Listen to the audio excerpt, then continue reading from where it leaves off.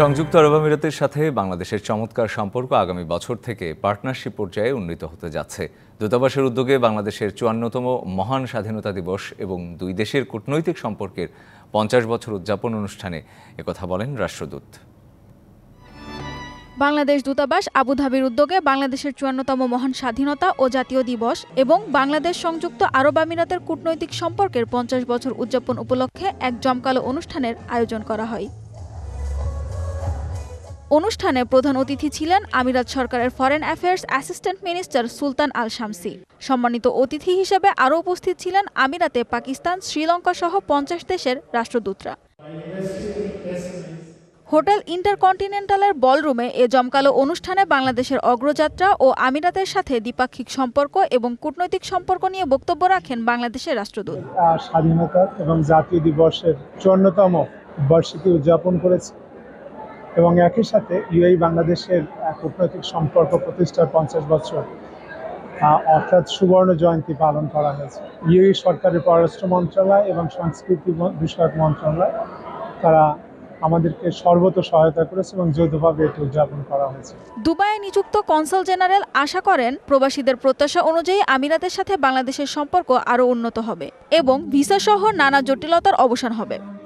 এই প্রবাসী বাংলাদেশিদের যে অভূতপূর্ব অবদান বাংলাদেশের অর্থনীতিতে, তাদের যে কন্ট্রিবিউশন, সেটিও আমরা একই সাথে এই ৫০ বছর পূর্তিতে রিকগনাইজ করি। ওয়ালটন ফ্রিজ কিনে অনেকের মতো আপনিও হয়ে যেতে পারেন মিলেনিয়াল, সেরা পণ্যের সেরা অফার। তো আমরা প্রত্যাশা করি এই দিনে যে আমাদের দুই দেশের বন্ধুত্বপূর্ণ সম্পর্ক আরও সুদৃঢ় হবে, আরও গতিশীল হবে। অনুষ্ঠানে বিভিন্ন দেশের দূতাবাসের কর্মকর্তা, বাংলাদেশ দূতাবাস, বাংলাদেশ কনসুলেট, জনতা ব্যাংক, বিমানের ঊর্ধ্বতন কর্মকর্তাগণ ও তাদের পরিবারবর্গ, প্রবাসী কমিউনিটির বিভিন্ন নেতৃবৃন্দ, মিডিয়া কর্মী সহ বিশিষ্ট ব্যক্তিবর্গ উপস্থিত ছিলেন।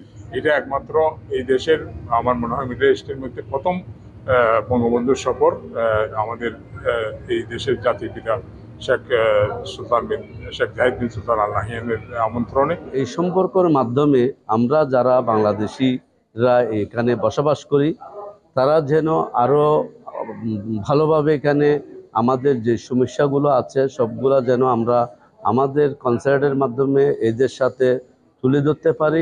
আমাদের দুই দেশের সাথে যে সম্পর্ক, আমাদের রাজনৈতিক সম্পর্ক, বাণিজ্যিক সম্পর্ক, অর্থনৈতিক সম্পর্ক, ডিপ্লোম্যাটিক সম্পর্ক, আমাদের সমস্ত সম্পর্ক প্রতিদিনই আমাদের অধিকতর